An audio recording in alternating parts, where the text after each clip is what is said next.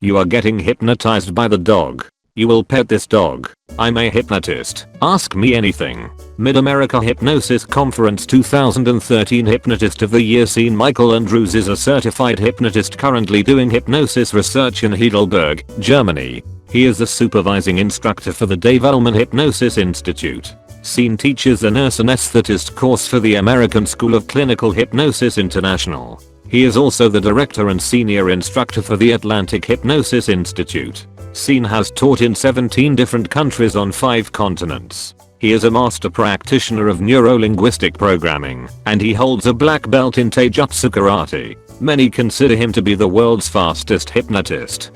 Are you feeling sleepy? A little. How exactly does hypnotism work? What are the neurological processes involved? And what are some public misconceptions about the nature of hypnosis that you as an expert would like to dispel? First of all, neuroscience is not my field. I'm more of a liberal arts guy. But the 3 most common misconceptions are, you will lose control, you will tell secrets, you can get stuck in hypnosis. All are untrue. Haha, I'm a liberal arts guy too, so if none of the above can happen during hypnosis, what is the strongest effect hypnosis can have on people? When in a trance, your subconscious mind will accept suggestions better. True story, a client came back yesterday, lost about 20 pounds in the past 3 months. My suggestions about making pasta unappetizing are still strong, so if you can do that, can you make unappetizing foods appetizing? He's a hypnotist, not a wizard.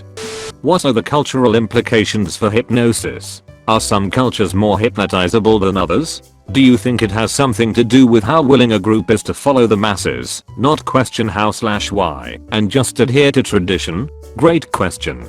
Hypnotizability is one of the things I'm researching. Interesting fact. Some ethnic groups tend to be better at going into hypnosis. People from Indian subcontinent are especially good at it. Don't know why.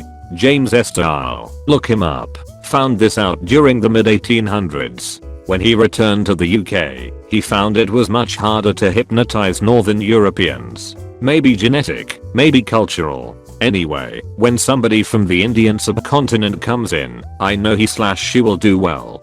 How far can you go with hypnotism? Like you can't really make anyone do anything right.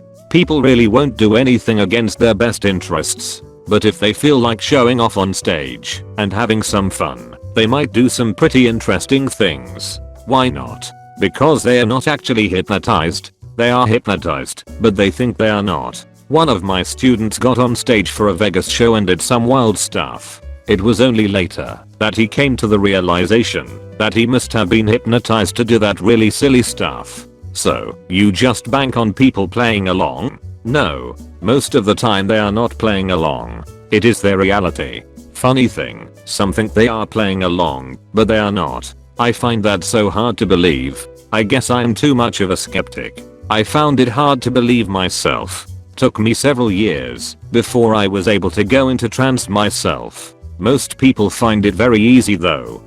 How much does it pay? Depends on your demographic/income in your area of the world. Cheapest in the US would be around $75. It can go up into a few hundreds in super prime areas with very affluent clients.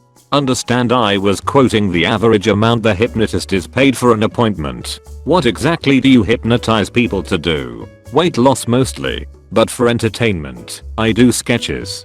Forget your name, recognize a famous actress in the audience, and get her autograph. Stuff like that. What is the most ethically dubious thing you've ever heard of anyone doing to someone under hypnosis? You hear lots of stories, but mostly they are just stories. Some adult shows are extremely risque. Sometimes people get embarrassed. My shows are family friendly so nobody gets mad at me. Come on. Let's hear the stories. It's what we are here for. One guy I know says he used to go to bars at closing time and hypnotize people to get sober so they could drive home. How's that for dubious? Wow, that is unbelievably dubious, and surely that doesn't work. It actually can happen. I did an experiment in my office this year with 6 subjects. 3 drank alcohol and 3 drank water. Of the 3 who drank alcohol, and they were very tipsy, I was able to make one completely sober. Now I doubt it would have done anything with her back, but she seemed stone cold sober when I gave her the suggestion. When I took it away, she could barely walk or talk. It truly amazed me. But I never would let them get behind the wheel. We kept them around until they sobered up enough to take the train home. That's really interesting. Surely there's a point where the physical effects of alcohol can no longer be negated by the power of hypnotic persuasion? Probably. It was really amazing that the one girl sobered up so completely. I've only done this experiment once. Another thing to consider is that although alcohol can make a person more hypnotizable, at some point they have trouble focusing. That is another issue. So I've been dealing with insomnia for most of my life. I've never even considered hypnotism before, but I just happened to see your post. Any chance hypnotism can help with insomnia? Yes. I have treated many people for this, with doctor's note, of course, and it is very effective. There are many ways to go with this. Sometimes it is advisable to do age regression, not talking about past lives regression, to find out the cause of the stress that is keeping you awake. This is a very powerful technique, but you need somebody experienced to do it. Sometimes it's just a matter of teaching stress reduction techniques and that's all you need. Some people do really well with a hypnosis MP3. I prefer a one-on-one session though.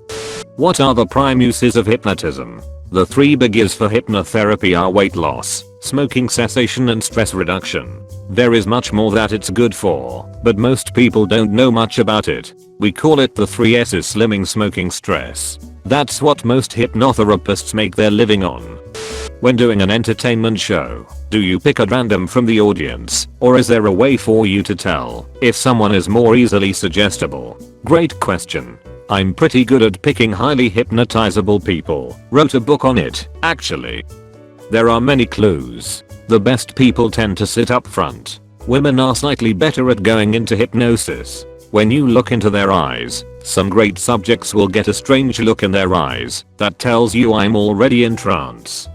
Any advice on self-hypnotizing? I tried to listen to some hypnotizing videos on YouTube and they really helped me feel better, but I would still be thinking too much while listening to them. Many people say I couldn't turn my thoughts off. That's okay. Just gently move your attention back to the hypnotist's voice and all will be okay. Many people think they are supposed to feel zonked. Not necessary. Have you ever used hypnotism in your personal life for your own gain? Yes. I use self-hypnosis for pumping myself up for important presentations and shows. I have used hypnosis to cure my fear of high bridges 30 years ago, and I used NLP to cure my hay fever.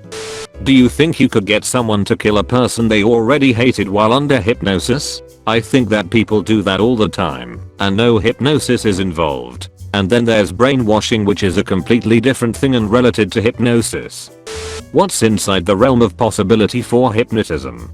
For instance, I have a phobia of needles and have a panic attack if a doctor/nurse comes at me with one, even though logically I know it's important. Is this an issue hypnotism might be able to solve? Absolutely. This is one of my favorite success stories. 18-year-old girl is about to start college. She is the worst needle phobe ever. Attendants need to hold her down for shots or blood samples while she thrashes about and screams. One session and cured. Her mom emailed me 6 months later and said daughter is participating in study at school that requires a blood draw every week. Find somebody good in your area and get this fixed. Important note, the hypnotist should require you to bring a referral from your physician. Hypnotists are not medical practitioners. We help, but we only do medical stuff with a medical referral. Otherwise that would be practicing medicine without a license. I think that is still frowned upon in most countries.